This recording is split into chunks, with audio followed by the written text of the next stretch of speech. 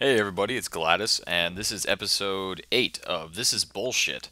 So, welcome again to everybody. Again, it's good to be back.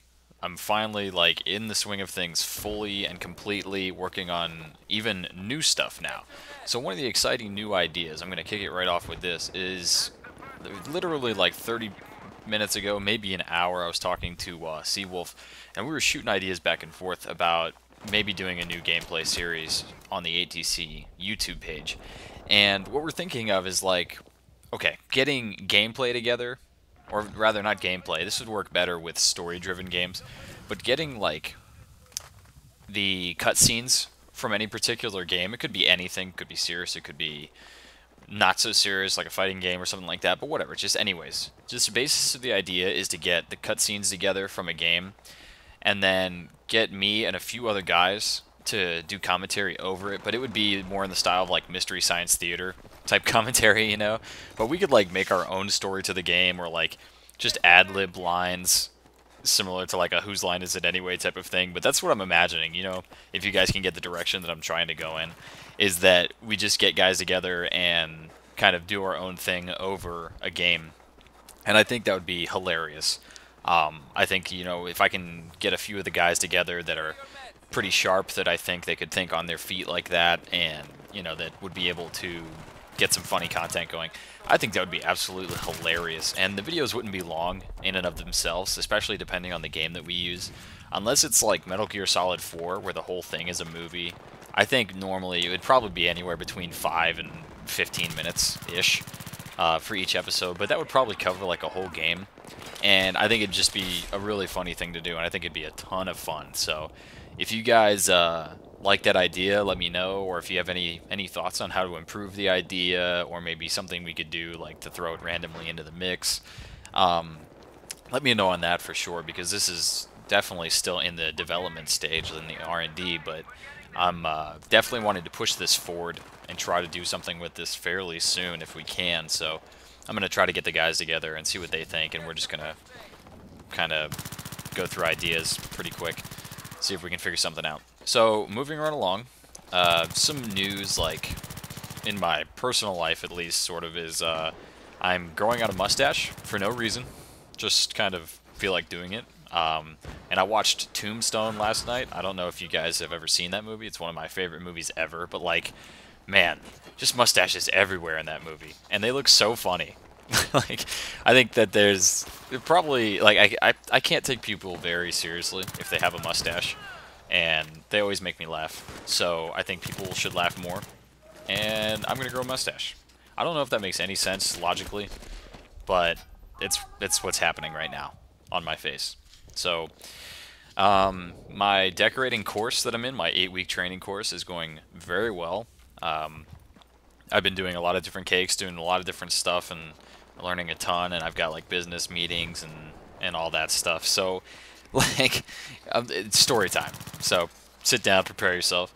I we have to log into the system to access certain reports and stuff like that. And I can't name names or I'll get in trouble. But we have to have a username and password to get into the thing to log in to get our reports. So I have my set of numbers, that's my username, and then we choose our password. But how the system works is kind of weird. It's like you can't have the same password be like used, and it has to change like every month or every 2 months or something like that, but you can't use the same password until you use like 10 different ones. So you've got to have 10 unique passwords up until you can use the same one again. So I'm like, shit, I'm trying to cycle through like all of my regular passwords and then stuff like that. So I finally got down to where I was using Battlefield 3 as my password last time. And I had to change it a couple weeks back, and I changed it to Medal of Honor 1. And like, I went to log into the system with one of the big shots like right behind me. He's I can't say his like job title, but he manages a lot of the stuff in the bakery department for like a lot of different stores. Um, so he's sitting right behind me, and he's like a kind of a serious guy, and like I said, he's one of the big shots. And for some reason, the system tried to auto log me onto it, and so yeah, like on the screen, it was showing my name and my password, and it was typing out for me as I was not typing, of course. And it typed out Medal of Honor, Medal of Honor 1. And everyone starts busting out laughing in the room, and I'm like, oh god, oh, that's so embarrassing. Like, why did this just happen? And I was like, I think it's a good game, but whatever. I'm a gamer. I spend a lot of time with that at home, and kind of like had to explain myself. But it was a pretty funny scenario, and as embarrassing as it was, it did give us all a good laugh. So every time I see him, there's been constant Medal of Honor jokes, and he asked the other day if I was playing Red Dead Redemption, which I am, which is weird enough because I just bought the Game of the Year edition with Undead Nightmare and all that stuff and all the DLCs, and man, what a great game. I think that would be another good one that would be great to do with like the Mystery Science Theater or Mystery Gaming Theater. Like that's as I'm sort of thinking of it now. I think that would be a great one to do because it's very story driven. And we could have like that gruff like Western voice, and cowboys and stuff. Like it just I think that'd be a lot of fun, and that would also fit with my growing a mustache for some reason. I don't know. But that's just kind of funny story thing that happened at my store over there. So that was pretty cool. Um, as far as the game goes, like in Battlefield now that I'm back into the swing of things, I'm continuing my goal of getting a service star with every weapon, and I've got it down to where there's not many that are left, and they're definitely the guns that are not common. Like I know I've got the G3A3, the SG553, the Saiga and USAS 12, the PP2000. Like, it's just some of the odds and ends weapons. A couple of the shotguns are on there because I don't use them terribly frequently, but I'm getting much closer to finishing it up and getting a service star with everything. So that's kind of cool. That's kind of a sweet personal achievement.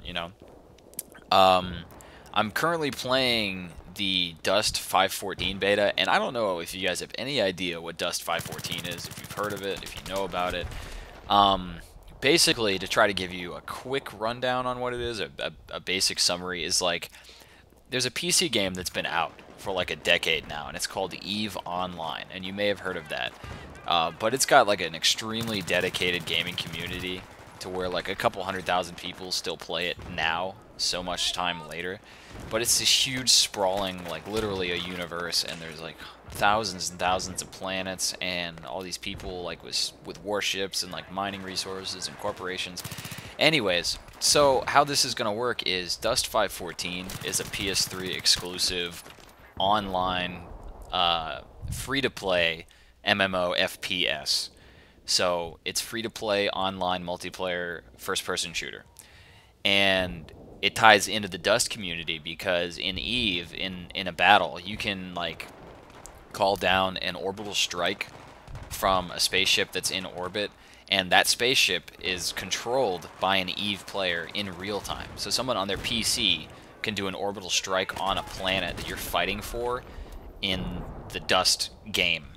So if you imagine in Battlefield how that would work, say you're playing Battlefield, you can't take an objective because there's too much armor on it, like say there's 2 tanks or something on Alpha objective, just as an example.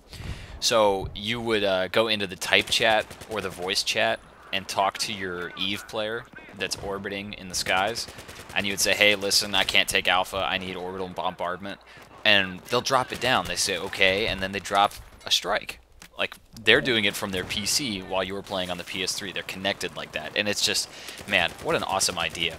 So they're now in the open beta as of the 22nd of January. They're in open beta, so anybody can download this and try to play it. Give it a shot. Currently, I don't know whether I would suggest it or not because of a lot of things. I would say that right now it's just a decent game. It's not fully realized, and if you to kind of throw a bakery example in there, like if I give you a sample, which is what the open beta is, if I give you a sample of a cake whose recipe like isn't finished and I'm still working on it, that's gonna like color your perception to where like if you don't like that sample, if you don't like how things are going so far, you're not gonna invest in the final product. You know what I'm saying? Like you're not gonna want the cake if the sample is bad. So I don't know if I can suggest the Dust open beta because right now it's kind of rough. It's a little wonky with the controls, and it feels like the maps are a bit too open in light of the player size, like the player count. it feels like you've got to travel a while to get to an objective or to get into the action, and you can get killed from like so far away. There's no spawn protection, so there's still some problems and there's still some hiccups here and there, but once they work all that stuff out and we finish the open beta and we actually get into the final product, then I think it'll be a lot better because it's improved since the closed beta. You know, like there's been some notable changes and things that they've improved on. So I'm still hopeful for the game. I haven't lost hope for it, and if you are playing it, I would say just have some patience and just wait because it isn't a finished product. This is not what it's going to be at the end. If you guys remember how the Battlefield 3 beta went, it was kind of rough there at the beginning. There was lots and lots of glitches and problems that we had to deal with and some severe balancing issues. But, you could tell that the basis for a great game was definitely there. And I think that this game, Dust, that is, has like so much opportunity that it would be a waste to just totally ignore it. So if you want to go ahead and sign up for the Dust 14 beta, I think you just look through the PlayStation Store or you sign up on the website for it. And it's fairly easy to set it up. There's a big learning curve for it because the game is so in-depth. Like, there's lots of skill points you need to get, and things take time, and you've got to pay for all your weapons and armor and stuff. Like, it's not like Battlefield where you unlock such and such weapon and you can use it at any time. It's not like that. How it is like you get money for contracts for fighting in a battle, and that money you use to buy weapons and armor and upgrades and all this stuff, but each time you die, you lose whatever was in your loadout. For example, if you had $10,000 in your wallet in Battlefield, and you buy 5 M16A3s for that amount of money, and you go into battle and you die 5 times while using the M16A3, you no longer have those weapons. You're now out, and you're going back to like the stock basic weapon for that class that you choose.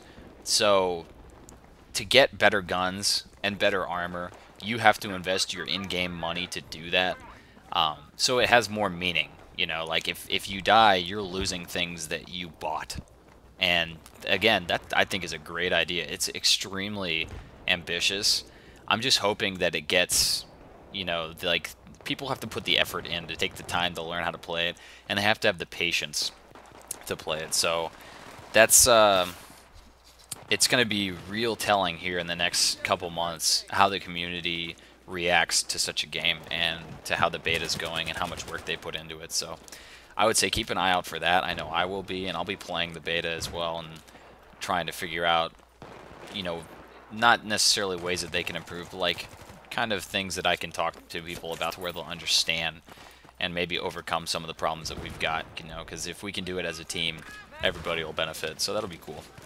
To go on a completely different tangent, I'm really happy with how the battle chats are going now. I finally got episode 2 up with Cryptic Panther a few days ago. I know a number of you have watched that, and I'm extremely happy. I want to keep doing this. I've already been in contact with another person who I know is interested, and I want them to try to do this pretty soon with me so we can go ahead and get another episode up. And as far as like the raw gameplays and stuff, I've got one of those already ready to go, so we're still rolling right along, and it's awesome to be back. So I've been gaming a lot on Battlefield 3 lately. I've also been playing Red Dead Redemption, as I said. I bought a Warhammer 40,000 Space Marine, so I need to start playing that pretty soon as well, because I know I played the demo and it was brutal, and I'm a huge fan of the series. I have a number of the books of the Warhammer 40,000 universe, so that's like a really nerdy type of satisfaction that I get from playing that, so that's very cool. Trying to think what else. I don't know if you guys have noticed, I got a brand new microphone, or a new headset rather. So hopefully my voice is coming out a little bit clearer. I'm never really satisfied with how it sounds when I listen to it back. It just doesn't seem to sound like me.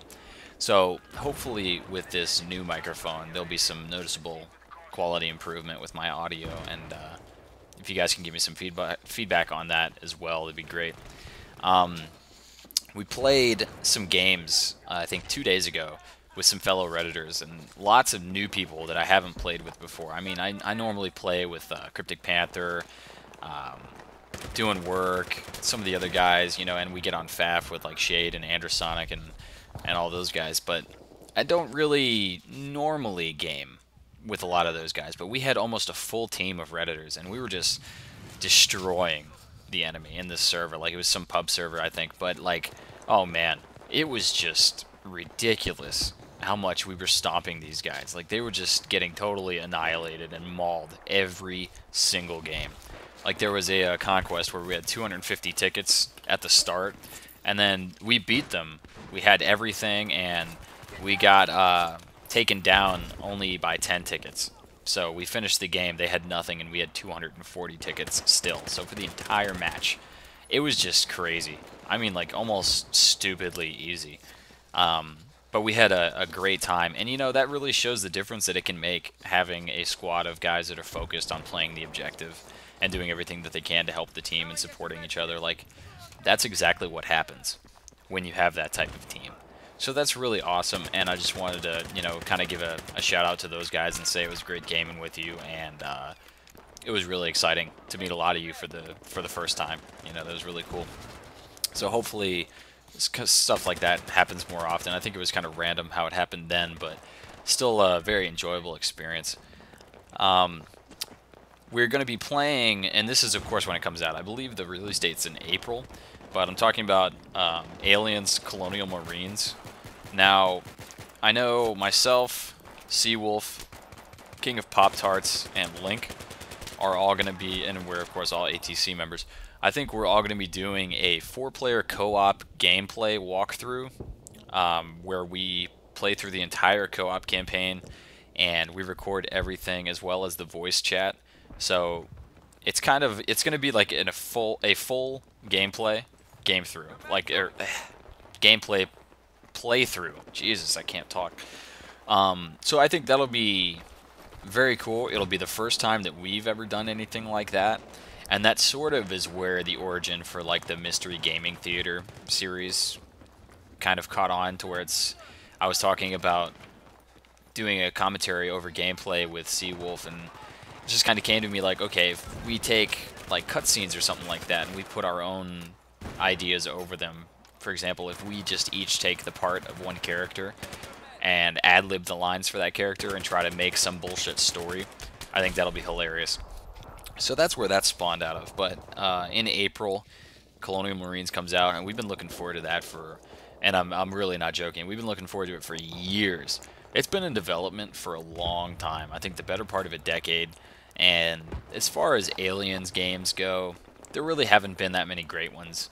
There was a couple good ones on PC, but the latest game that came out in the series was Aliens vs. Predator, I think last year, or maybe the year before, maybe 2010, and it was okay. I feel like it was decent. You could play as Marines or Aliens or Predators, but it just wasn't really as satisfying, you know. And maybe that's something that I have to revisit now to try to refresh my memory on it, but I just don't remember feeling like it really did any of the series justice.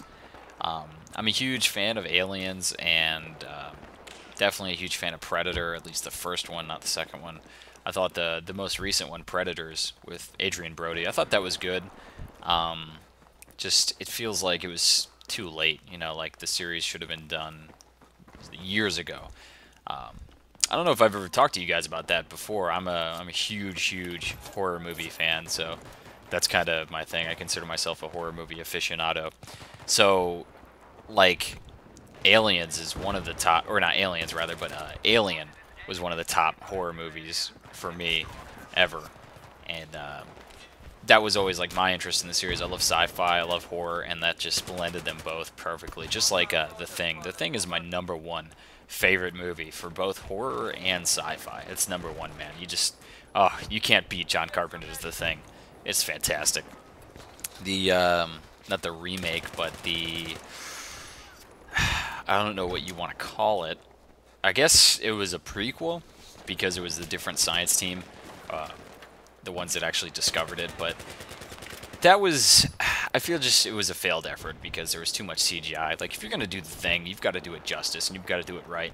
And the way to do that was to not skimp on gore and all those effects. Like, you can't use CGI as much as they did. Like, they needed to use practical effects because that was like the thing when that came out. I believe it was 84 or 86. Now I'm kind of fuzzy on the memory of it, but man, that's just like groundbreaking for the effects that they use, and it was just so over the top, but it looked awesome. You know, right up until the end when you had like claymation, like giant monstrous tentacle thing. I don't really know what it was.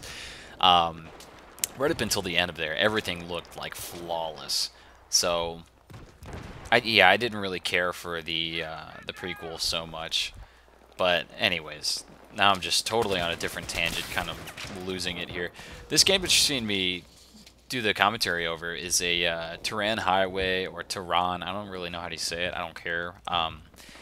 But it's the Tehran Highway. That's how I say it. TDM, and I normally don't play TDM, but it was in this server mix, so we just went with it, and I think it did fairly well. I don't remember what the final score for me was, but I know as we were playing, it was a lot of fun, and I'm trying to use the PP2000 again with my goal to try to unlock the service star with everything. I was using this, and I've like barely ever used this weapon, but I do like it. I think that it needs a bigger ammo capacity, but other than that, I think the recoil isn't terrible. It feels weak, but it's not supposed to be a powerhouse weapon. So, you know, it's just kind of taking in like, okay, this is what it's supposed to be, this is what it's made for. I'm not trying to mentally put it in a different role than what it was created for. But anyways, that's just about going to come to a close for the episode end here. Ugh, I'm losing it again. And thanks to everybody for watching, for listening, and make sure you add us on Facebook, subscribe to the YouTube, leave a comment, anything you wanted to get in on the conversation on, or let me know, anything like that, just leave a comment and let me know what's going on. So thanks again for watching, everybody, and take care. We will see you on the battlefield.